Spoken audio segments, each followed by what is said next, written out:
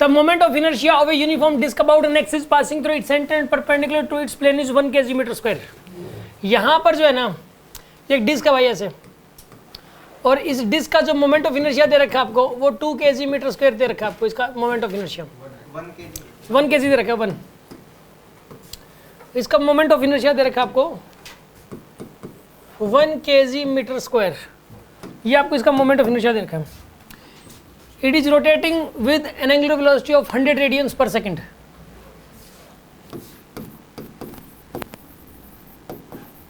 ये 100 रेडियन पर सेकेंड से घूम रही है, 100 रेडियन पर सेकेंड से घूम रही है, ठीक है। Another identical disk gently placed on it so that their centers coincide. Now the two disks continues to rotate with the same axis. Then the loss in kinetic energy. ये क्या कह रहा है कि एक ऐसी ही डिस्क थी सेम, ठीक है ना, सेम डिस्क थी, ये वाइट कलर की बना दी मैंने, और ये रेस्ट में थी। ये जो ओमेगा दे रखा था ये तो नीचे वाली का ओमेगा, तो यहाँ से हटा देते हैं इसको।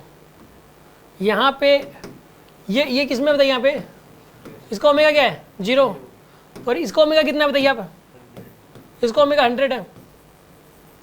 इसका ओमेगा 0 था, इसका ओमेगा कितना है यहाँ पे 0 रेडियन पर सेकंड, 0 रेडियन पर सेकंड, 0 यार इसका ओमेगा तो, और इसका ओमेगा कितना 100 आइडेंटिकल है, तो मतलब इसका मोमेंट ऑफ इनर्शिया भी कितना हो जाएगा 1 ही हो जाएगा मोमेंट ऑफ इनर्शिया इसका भी। दो आइडेंटिकल डिस्क हैं, एक घूम रही है और एक रेस्ट में है, अचानक कॉन्टैक्ट में आ गई। कॉन्टैक्ट में आने के बाद एक कॉमन एंगुलर स्पीड से घूमना शुरू होगी। पहले तो ये बताओ वो कॉमन एंगुलर वेलोसिटी कितनी हो जाएगी ω/2। एक अगर ओमेगा से घूम रही हो और एक रेस्ट में हो और दोनों कांटेक्ट में आ जाए, एक तो रेस्ट में और एक ओमेगा से घूम रही है, दोनों कांटेक्ट में आ गई, तो कॉमन एंगुलर वेलोसिटी क्या होगी बताइए ω/2 होती है ना। कैसे होती है ω/2। आइडेंटिकल डिस्क होनी चाहिए। प्रूफ देखो इसका, इस बात का प्रूफ देखो, फिर इस क्वेश्चन को करते हैं हम लोग। यहाँ पे सुना, एक तो डिस्क ये वाली होगी, एक डिस्क ये वाली होगी, एक डिस्क, ये दोनों डिस्क हैं। इसका ओमेगा कितना बताइए यहाँ पे 0, इसकी एंगुलर वेलोसिटी कितनी यहाँ पे ओमेगा, इसका मोमेंट ऑफ इनर्शिया आई, इसका मोमेंट ऑफ इनर्शिया आई, तो L initially equals to L final लगा दो आप। इसका एंगुलर मोमेंटम क्या है इनिशियली 0, इसका एंगुलर मोमेंटम क्या है आई ओमेगा, बाद में टोटल मोमेंट ऑफ इनर्शिया कितना जाएगा 2i, और यहाँ पे ओमेगा सी, तो ओमेगा सी की वैल्यू कितनी आएगी, आई से आई कैंसिल ω/2। अगर आइडेंटिकल डिस्क हो, एक रेस्ट में हो, कौन सी डिस्क है आइडेंटिकल, और एक किसमें है रेस्ट में, और एक कितने से घूम रही है ओमेगा से, अगर अचानक कॉन्टेक्ट में आ जाए तो ऐसे केस में कॉमन एंगुलर वेलोसिटी ω/2 हो जाती है। पहले तो ये बात याद कर लो, याद कर ली भाई, ठीक है ना। अगर आइडेंटिकल डिस्क हो, कैसी डिस्क हो, एक रेस्ट में हो और एक ओमेगा से घूम रही है, एक रेस्ट में और दूसरी अगर अचानक कांटेक्ट में आ जाए, अचानक कांटेक्ट में आ जाए, तो कॉमन एंगुलर वेलोसिटी क्या हो जाएगी ω/2 हो जाएगी, ठीक है यहाँ तक।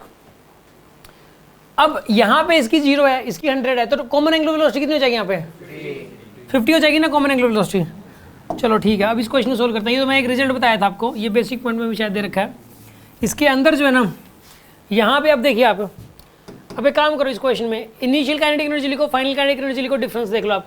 काइनेटिक एनर्जी देखिए इनिशियली कितनी थी इसमें, इसकी काइनेटिक एनर्जी क्या थी 0, ये तो घूम ही नहीं रही थी, ½ I ω² होती है काइनेटिक एनर्जी। काइनेटिक एनर्जी क्या होती है rotational kinetic energy ½ I ω²।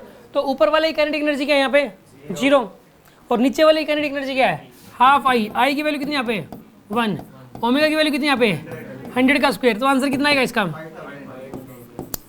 5000 joule आएगा यहाँ पे काइनेटिक एनर्जी। पहले 5000 थी, अब फाइनल काइनेटिक एनर्जी लिखनी है आपको KE फाइनल। बताइए फाइनल काइनेटिक एनर्जी, तो ½ I कितना यहाँ पे, ओमेगा कितना यहाँ पे 50 है, तो यहाँ पे कितना आएगा ये 2500 जूल, तो लॉस कितना आएगा 2500 जूल आएगा, तो 2.5 किलो जूल आंसर आएगा। आंसर आएगा 2.5 किलो जूल। ये कोई डाउट हो तो बताओ इस बात में, कोई शक।